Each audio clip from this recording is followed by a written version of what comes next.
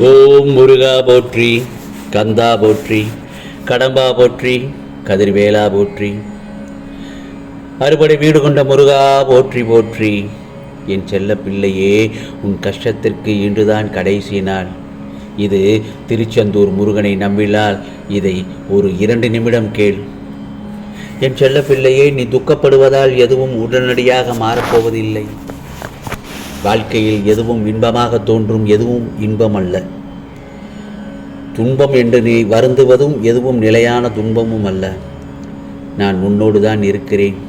நீ கால் வைக்கும் எல்லா தீய நிகழ்வுகளில் இருந்தும் உன்னை காத்து வந்து கொண்டுதான் இருக்கிறேன். எங்கே? நான் இன்னும் கஷ்டப்பட்டு கொண்டுதானே இருக்கிறேன் என்கிறாய். வாழ்வில் நடந்த சில விஷயங்களை நினைவுபடுத்தினால் புரியும் உனக்கு. நான் எங்கெல்லாம் எப்பொழுதெல்லாம் உனக்கு உதவி செய்திருக்கிறேன் என்று. இப்போது நீ அனுபவிப்பது உன் கர்ம வினை. அதையும் சீர்படுத்தவே தான் நான் இருக்கிறேன் இந்த முருகப்பெருமான். என் செல்ல பிள்ளையின் இரக்க குணம் இந்த நிலையிலும் பிறர் கஷ்டப்படுவதை காண சகிக்காத உன் மனம் நீதி நேர்மையை பின்பற்றி செயல்படுத்த வேண்டும் நினைத்து அதன்படி நடந்து வந்ததால் தான் நான் கஷ்டப்படுகிறேன் என்று நினைக்கிறாய். அப்படித்தானே? கெட்டவர்கள் எல்லாம் நன்றாக இருக்கும்போது நல்லதையே நினைத்து நல்லதையே செய்து கொண்டிருக்கும் நான் மட்டும் ஏன் இவ்வளவு கஷ்டப்பட வேண்டும் இந்த உலகத்தில் என்று நினைத்து கொண்டிருக்கிறாய். என் செல்லப்பிள்ளையே, உன்னை போலத்தான் நல்லவர்கள் எப்பொழுதும் இந்த மாதிரியாகத்தான் புலம்பிக் கொண்டிருக்கிறார்கள். இது நடைமுறையில் எப்பொழுதும் இருக்கும் ஒன்றுதான். இது இன்றோ நேற்றோ அல்ல, காலங்காலமாய் நல்லவர்கள் எப்பொழுதும் புலம்பும் தொடர்கதை தான் இது. நல்ல குணம் கொண்ட நீ எஞ்சியுள்ள உன் கர்ம வினைகளை தீர்த்துவிட்டு முற்றிலும் சந்தோஷத்தையும் முக்தியையும் பெறுவதற்கு சில நேரங்களில் கஷ்டத்தை அனுபவிக்கிறாய். அதனால்தான் கெட்டவர்கள் இப்பொழுது நல்லவர்களாக இருப்பது போல் தெரியும். அவர்களுடைய கர்மகாலம் மோசமானதாகவும் கோரமாகவும் அமையும். நீயே உன் வாழ்வில் அப்படிப்பட்டவர்கள் துயரங்களை பார்த்து இருப்பாய். அதனால் முதலில் இந்த கஷ்டங்களை சமாளிக்க முடியும் என்று நினைத்து நகன்று கொண்டு சிறு. அதேபோல்தான் இந்த முருகப்பெருமான் சொல்வது என்ன தெரியுமா? நீ யாரையும் நம்பி வாழாதே. ஏனென்றால் நீ அழகாக நடத்தி செல்லும் வாழ்க்கையில் அதற்காக நீ வழி நடத்தி செல்லும் பாதையில் வேடிக்கை பார்க்கத்தான் செய்வார்கள். எங்காவது உனக்கு கஷ்டம் வருகிறதா, உனக்கு ஏதாவது கஷ்டம் வருகிறதா, அல்லது துன்பத்தையே அனுபவித்து கொண்டிருக்கிறாயா, பிரச்சனைகளை எப்படி சமாளிக்கிறாய் அப்படி என்று இந்த உலகம் வேடிக்கை பார்க்கத்தான் செய்யும். ஏனென்றால் அவர்களுடைய குணமே அதுதான்.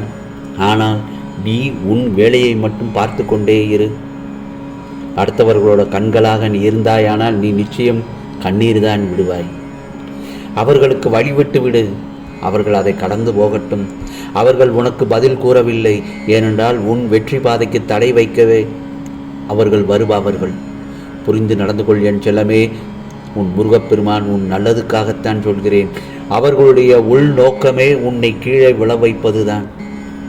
அதனால் நீ தடுமாறி அவர்களுடைய பாதையில் சென்று விடாதே. யார் நல்லவர்கள் யார் கெட்டவர்கள் என்பதை பார்த்து பழகு. நீ பழகும் போதே தெரிந்து கொள்.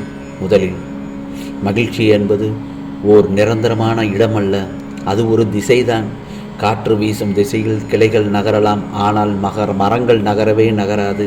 பூக்கள் நறுமணம் நிறைந்தது தான், ஆனால் காற்றினோட துணை இல்லாமல் அந்த நறுமணங்கள் இடம் விட்டு இடம் நகரவே நகராது.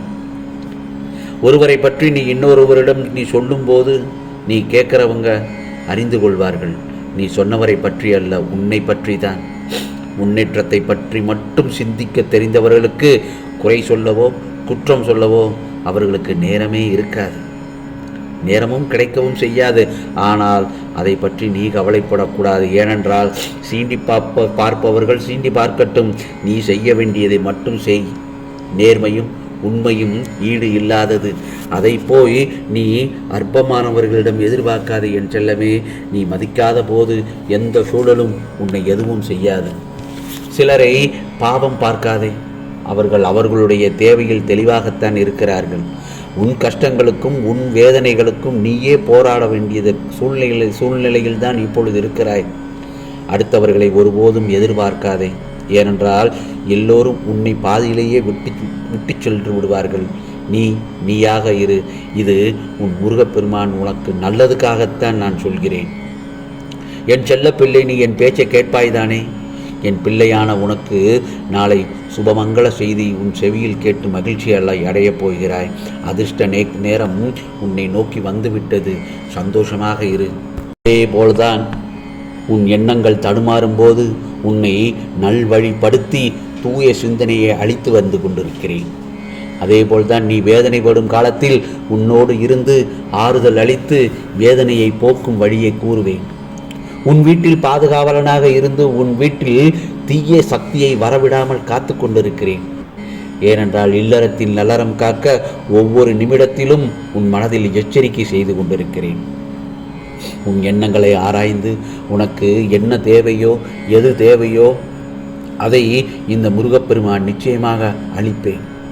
சத்திய தர்மத்தை மட்டும் உன் மனதில் புகுத்துவேன். எதுவும் நிரந்தரமில்லை என்பதை உனக்கு உணர வைத்து எளிமையாகவும் ஏழ்மைக்கு உதவி செய்யும் உன் மனதை தூண்டு செய்வேன். ஆகவே நீதி மறவாமல் வாழ வைப்பேன். என் செல்லமே, உன் உழைப்பில் வருவதை கொண்டு உன்னை வாழ வைப்பேன். இன்பம் துன்பம் ஏற்றதாழ்வு இதனால் வந்த கர்மாவை என்னவென்று அறிய வைத்து மன மகிழ்ச்சியோடு இருக்குமாறு வாழ வைப்பேன். சில தருணங்களை கடந்து செல்வது சற்று கடினமாகத்தான் இருக்கும்.